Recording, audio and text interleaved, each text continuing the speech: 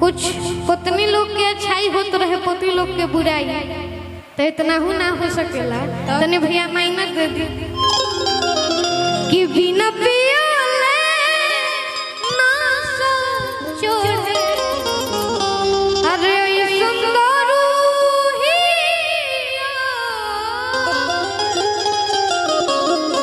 कि बिना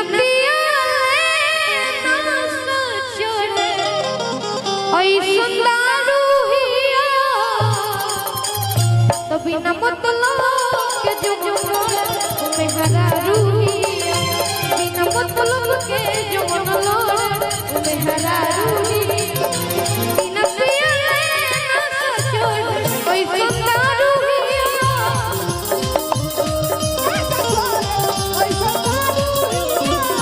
बिना पिया ना छोड़ कोई सुंदर रूहिया, बिना मतलब के जो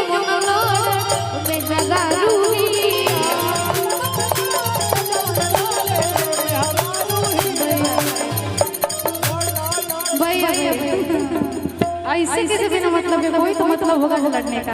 आपका नाम? अच्छा, रवि रंजन मिश्र। सोनू जी पांडे नाम? टोली पांडे जी की तरफ से। हाँ, भैया का नाम बोल रहे हैं। थैंक यू सो मच, ढेर सारा प्यार आशीर्वाद। आई हो दादा कैसन पियवा के चरित्रवा, आई हो दादा कैसन। भैया भैया रुकिए, नाम भी बोलना पड़ रहा है। PWD बड़ा बाबू जी ढेर सारा पुरस्कार।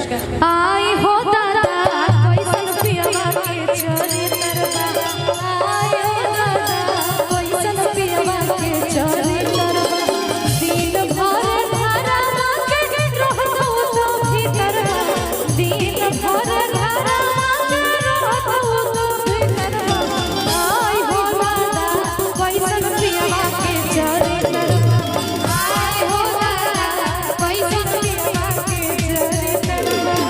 अद्भुत रूसली धनिया जोहिया रे, अद्भुत रूसली धनिया जोहिया रे तवा, का करी हमर छुट्टी ली हो, हमर छुट्टी ली हो, माटी पे मेरा बोल हो, वाया हमर फेर देवे, ऊ तो किया से घेर देवे, हमर छुट्टी ली हो, माटी पे मेरा बोल हो, ऊ तो किया से घेर देवे, वाया हमर फेर देवे, लड़े में हरा रूही, बिना मतलब के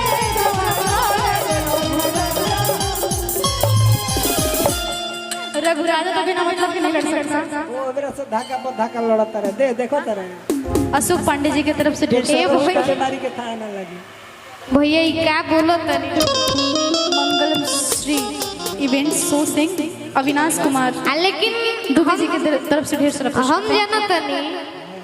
आज गलतियों से नहीं कहो तू है रानी, आज गलतियों से नहीं कहो तू है रानी, अरे ए देवता ई मन कैसे मानी ए देवता ई मन कैसे मानी गलतियों से हो ना तो हो करा गलतियों से हो ना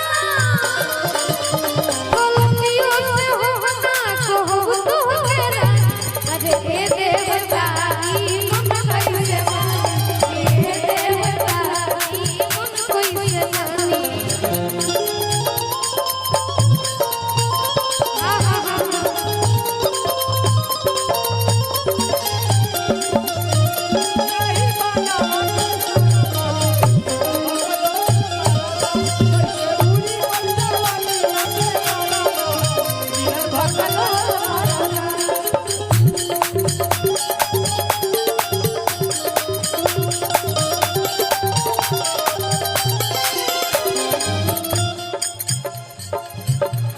भैया भैया हेने थोड़ा देखें